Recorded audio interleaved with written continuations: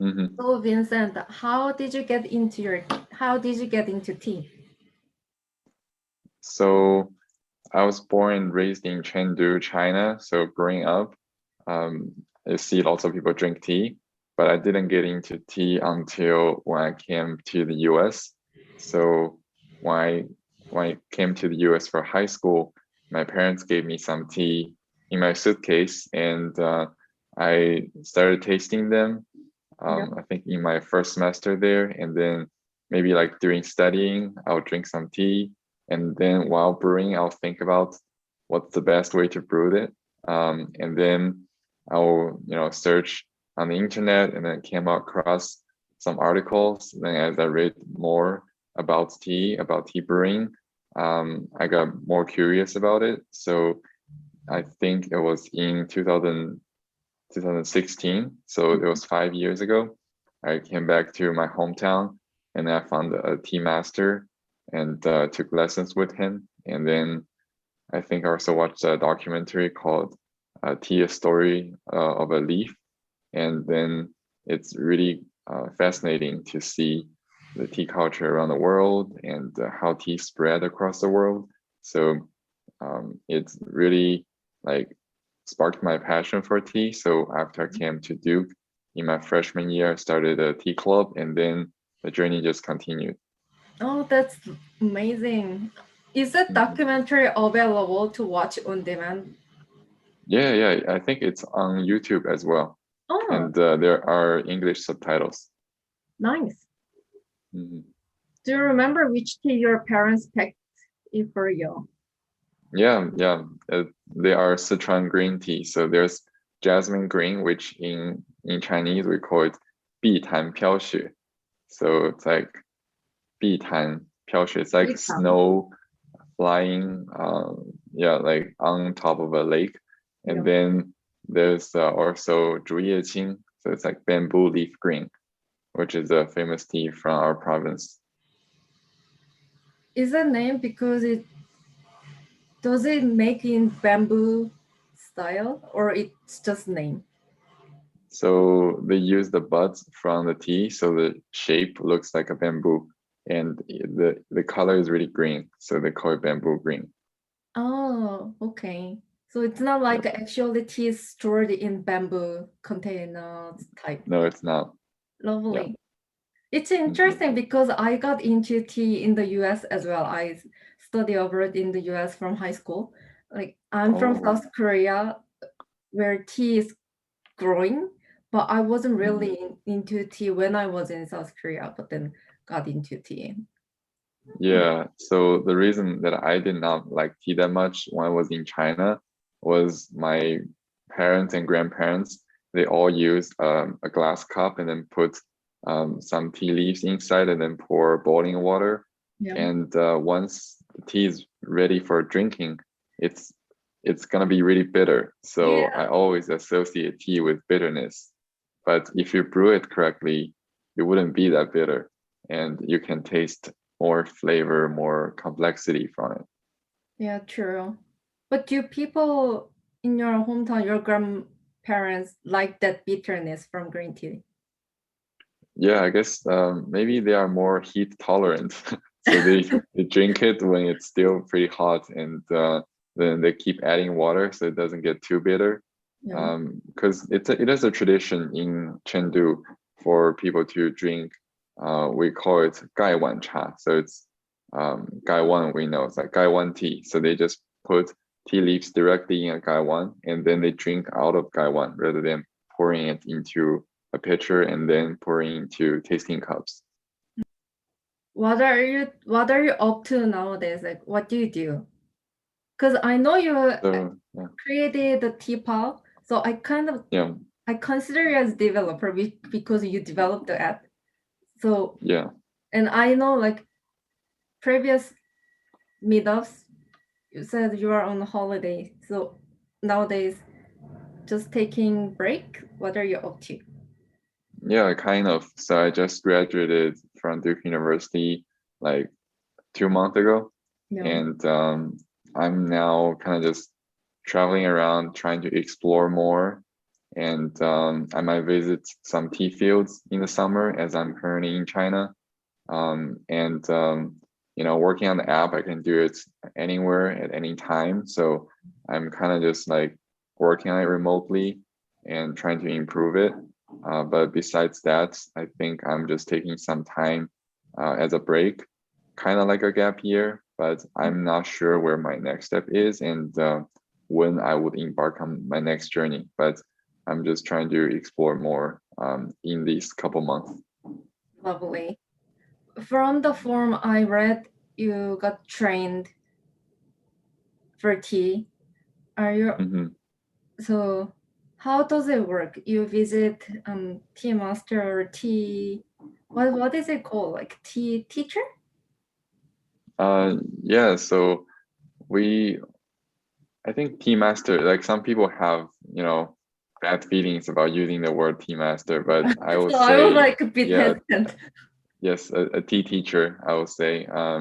So he does like professional trainings for, you know, like tea connoisseur. You know, there's like in Chinese you have 评茶师, and then there's 茶艺师.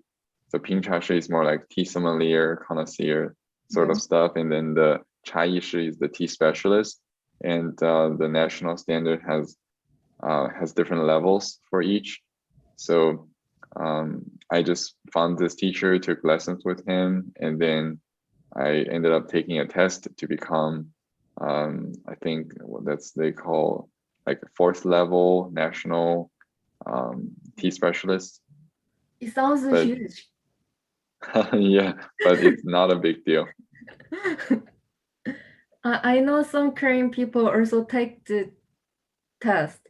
There is a way that they do like tea ceremony, and then there is also exam for like a tea sommelier. Well, it's all in Mhm. Mandarin, so they have to learn the language and then actually take the Oh, exam. I know, like Aram, who's co-organizing this festival, she took the exam in China. I see. Maybe one day I can also. Yeah, you Yeah. are learning, right? Yeah. So back to MyTeaPal, what made you create this app? So I think as a tea enthusiast, there's always a need for you to kind of track what you've tasted and kind of journal down like your thoughts and also perhaps for tea brewing, you might want a timer, a stopwatch to help you brew each infusion precisely. So there's definitely like inherent need of that because I have tried a few like paperback tea journals and also some tea apps, but I did not find any that suit my need. So I always wanted to create something that could be used by me to help with my tea journey and also beneficial for other tea enthusiasts.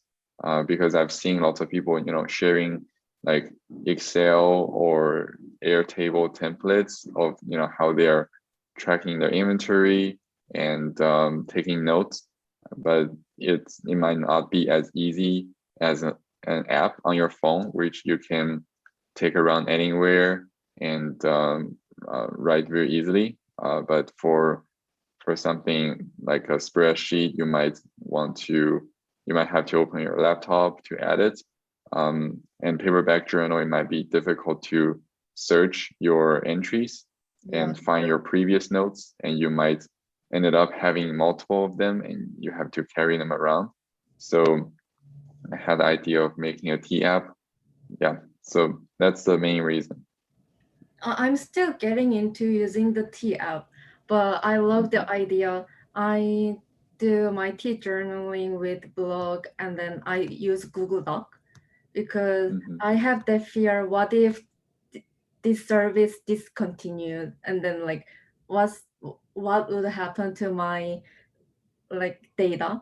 So Mm-hmm. but I really like the community aspect of it. And then on the app there's like my people, like you can look, you can get connected with other tip friends, which is Mm-hmm. really like riding a pen pal and making a pot pal. Yeah, that's Yeah. right. Yeah, the social feature is meant for people to connect with like other tea enthusiasts they know or they want to see or they want to learn from. Because there are lots of social medias that have content related to tea, but it's not specifically designed for tea. So with MyTeaPal, I want the social network to be just for tea, which has a focus on sharing your tasting notes, your brewing methods, how the flavor changes from each infusion, and also like giving suggestions or recommendations for others. Because the social network is private, so you only see tasting notes from people who you are tea pals with, and because you might not care if a stranger tastes this tea and shares their opinion, because you might never taste that tea in your life. So I wanted to minimize distractions for our users and just focus on the most important, most useful stuff that we can share. Because sometimes when we share, say on Instagram or Facebook, we tend now to maybe we post a picture and maybe a few words. I know some people write really detailed tasting notes, but with MyTeaPal, you're already journaling. So why not just click a button to share with your friends so that they can know what you're drinking, how you're brewing it, and you can all learn from each other. Yeah. By the way, is Korean language already published, or I'm using the beta and then the Korean still in beta? You are using the beta. It's not Okay. published yet. Yeah. Everyone, Korean's gonna be available in MyTeaPal soon. Yes, very soon. Thanks. Are you looking for a volunteer for translation? For Korean in the future? No, for other languages. Yeah, I'd love to. I think I definitely welcome anyone who's interested in making the app available in other languages so that we can, help others who have this need but who might not know English well to use the app. So definitely. How many languages are currently? We have 15 published ones besides English, I think, or including, I forgot. Yeah, we do have plenty. Yeah. All thanks to our volunteers, whom I met through our community or people who reached out. It's been a wonderful journey of working with them to translate the app. It's a lot of work, actually. Yeah, I bet. How long did it take to make this app? How long did it take to build all the functions? Yeah. A lot of time, I'll say. Like, it requires so many iterations. Like right now we're at 2.1, I think, and we started out like at 1.0, and even before 1.0 we ran beta testing for a few months, and then after 1.0 was published in November last year, we went through a lot of updates. So I couldn't even count how long I spent. Probably definitely over 1,000. So Yeah, that's so crazy. I feel like when someone's into something, this thing happen. Like you make an app, I do like virtual tea festival, and other tea enthusiasts, they do their own things, and then yeah, make tea community really diverse and fun and vibrant. absolutely. Yeah, we'd love to see more of those happen. Yeah. Oh. I think you can, is there a way for you to broadcast to, okay, yeah. So should I talk through like the major functions of the app? In use cases that I will say, there are 4. So the first one is that you can track your tea inventory. So actually tea related inventory, because you can track all your teas. So you add all your entries, all your data is yours, only visible to you. There's your tea. You can add tea wares. You can add your vendors and ingredients. So you can assign vendor to each tea or teaware. For ingredients, you can add ingredients for teas if it's a blended tea. And so that's the first thing. You can track each tea's quantity. And once you finish brewing a tea, we'll subtract the quantity that you brewed. So you have the inventory up to date. And then the second use case would be brew, because you can, while you're journaling, you can brew each infusion using a timer or stopwatch. And then the third use case would be log, which you can write tasting notes for each infusion or the overall tasting notes for the tea session. And then you have like a calendar of entries that you can see the dates, and you tap on the date, you can see what journals, what tea you drank that day and how you like them.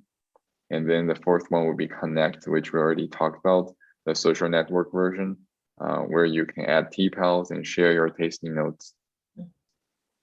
Oh, Yep. maybe it's too That's bright. right. Yeah. Yeah, a little bit. What has been the most exciting and frustrating while creating the TPAL or continuing caring for the community? Because it's a lot of work. Yeah, it is. So yeah, besides working on the app, I also manage our Facebook community, which now has close to 1,000 members. And the most exciting thing I would say is connecting with other tea enthusiasts, because working on the app, sometimes it can be isolating, can seem like a one-man's journey. And I would be too immersed in coding, and then worrying about how to, where to put this button, how do I design the screen, stuff like that. And sometimes if I get too stuck on that, I would feel, like I'm just like coding, sitting in a dark corner, coding something and forgetting about my users. So that would be the most frustrating thing. But the exciting thing, the upside is that I do like, after the app is published, I created the Facebook community and I connect with my users. I host tea gatherings. We host events pretty much every week. We have casual gatherings, we have themed gatherings like, shampoo gathering, black tea gathering, and then we just discuss about that tea type or the specific tea. So I got to know lots of people from all over the world. That's also how I met people who helped me translate the app. So that's been a really exciting journey, to know people from countries that I have not been, and learn from the tea culture in their region, and learn about their stories, how they got into tea.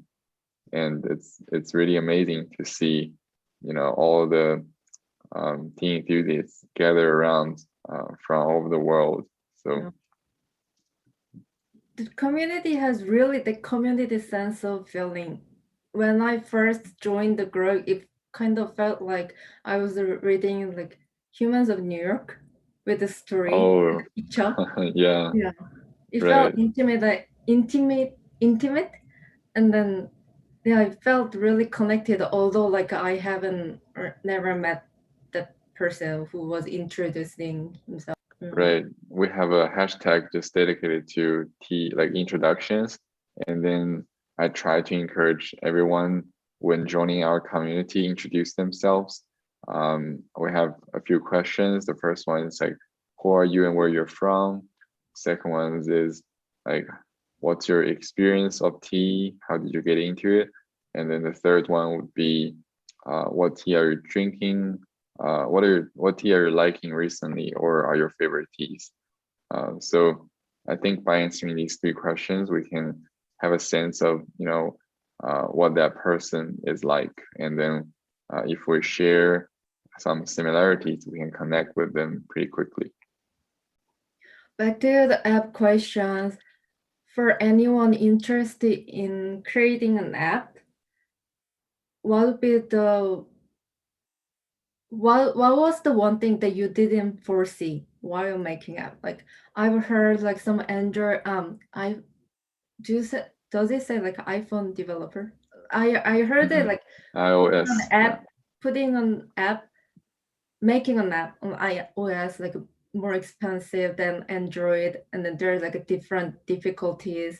Like, what was the Mm, process like? Like, which mhm, advice would you like to give for people interested in creating an app? mm. Yeah, in terms of what you talk about the fee, the membership fee is different. I think on Google, they only charge like 20 to $30 per year. I think it's 25. And then for iOS, they charge you 99 as a developer. So once you get the membership, you can start making apps and publishing apps. And they do use different technologies, like different languages for coding. But what I'm using is a cross-platform app. So I just use one code base and I can build in both iOS and Android.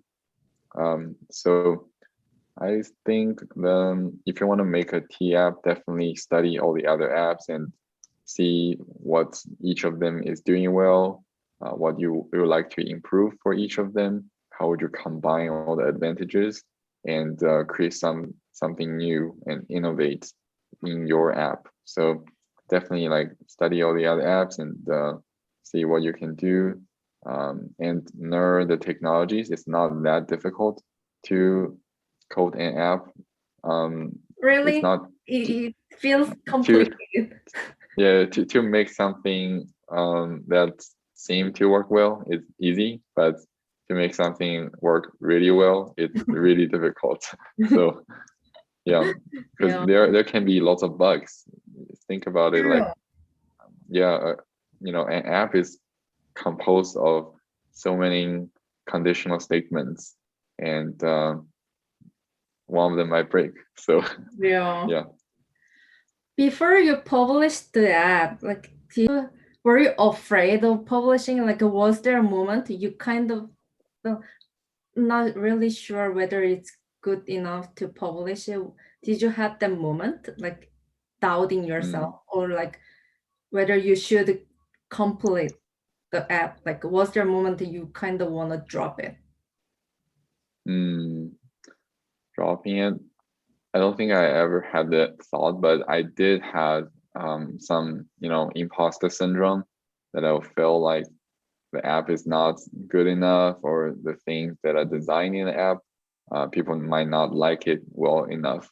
So, but before publishing last year, I did lots of testing, like even before coding, I designed prototypes, or I guess you would say wireframes, on some design softwares.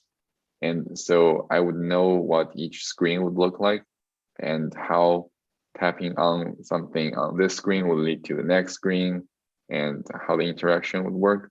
And then with that wireframe, I test with some people who are interested in using the app, although back then there wasn't any product.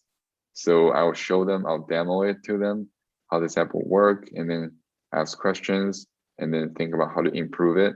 And only after that part is finished, I started coding.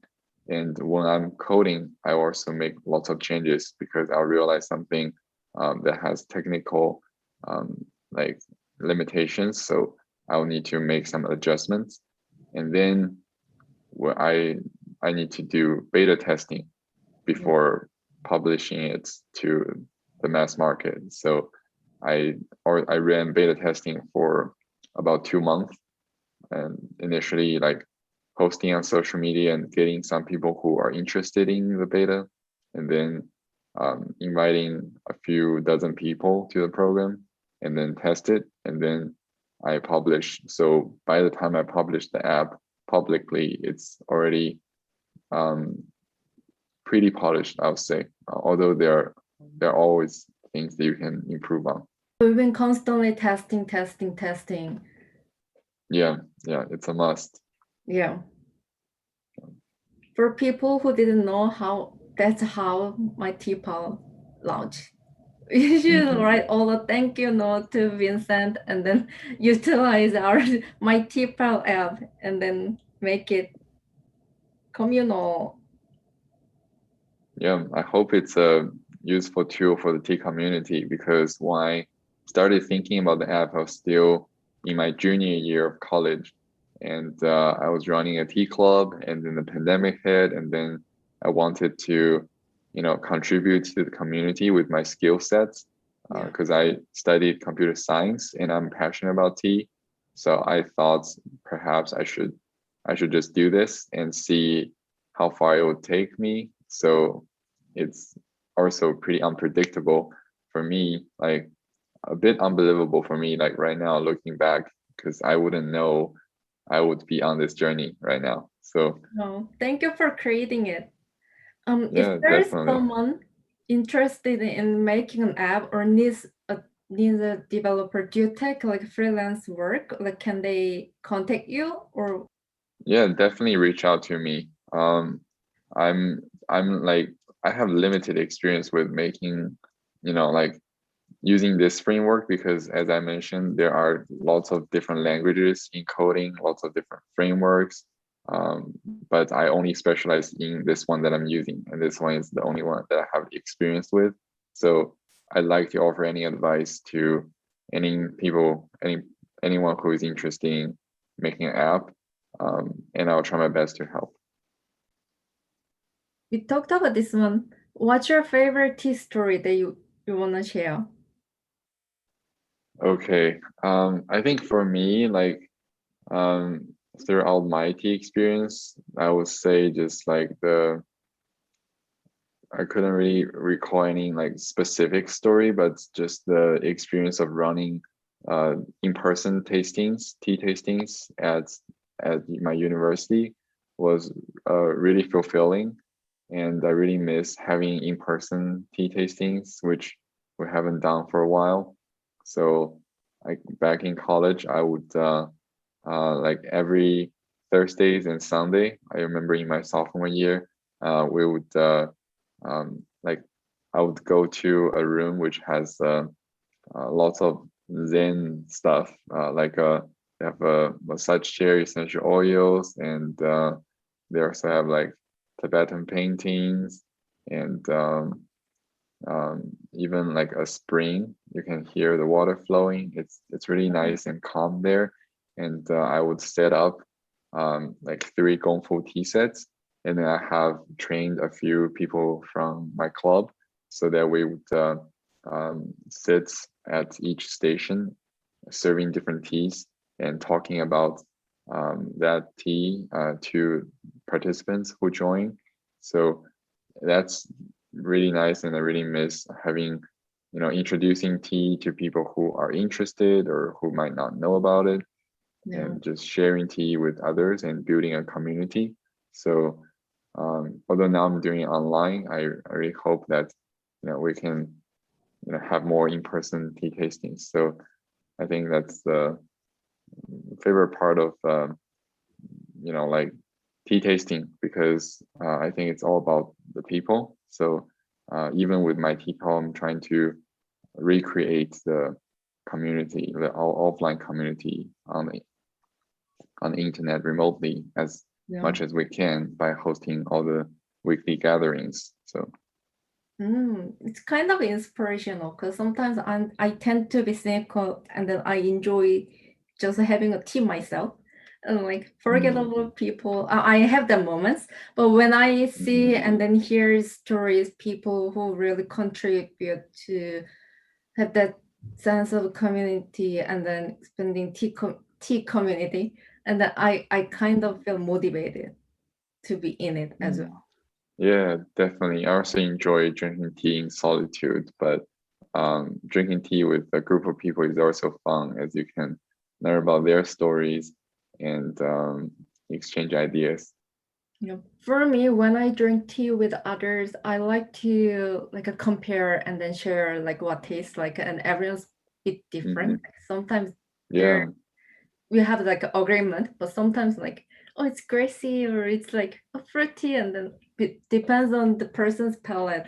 It's interesting how it can be different. Yeah, indeed. Yeah. What's the one thing that you want people to know about MyTeaPal? Mm, well, the best way to know about it is to download it and try it out, and let me know if you have any feedback. I'm always happy to improve it based on users' feedback. Lovely. It's available on iOS. Yep. How do you say App Available Store? on yeah, App Store. Yeah, iOS Store. App Store and Google Play Store. It's available on App Store and Google Play. It's free. It's free. Thanks to Vincent. All the tears and sweats and all the work behind the scene. My pleasure. Oh, this one is bit already repetitive. Like before you launch the app, how was your feeling? Were you excited? Were you nervous? How was your feeling? Yeah, I think I was, let me recall that period of time. I think I was definitely feeling very excited, and I was not sure how people would react to it. I did some, I had some beta testing and I had some early access for, say, like some tea educators, some tea bloggers. But when finally releasing it publicly, I was probably just I was really exciting to have it finally released after working on it for so many months. And at the same time, I was unsure how people would perceive it, and would it be popular? Would people use it? What if no one uses it, like in the long term? Like so, but now after it has been published for over 8 months, and seems like people like it so far, and I'm really happy that it has come this far, and I definitely would love to keep working on it and building new features for my users.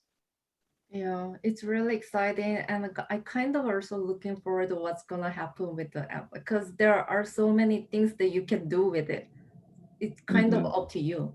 And Yeah, but I definitely would like to work on something that contributes to the tea community while providing more values for my users.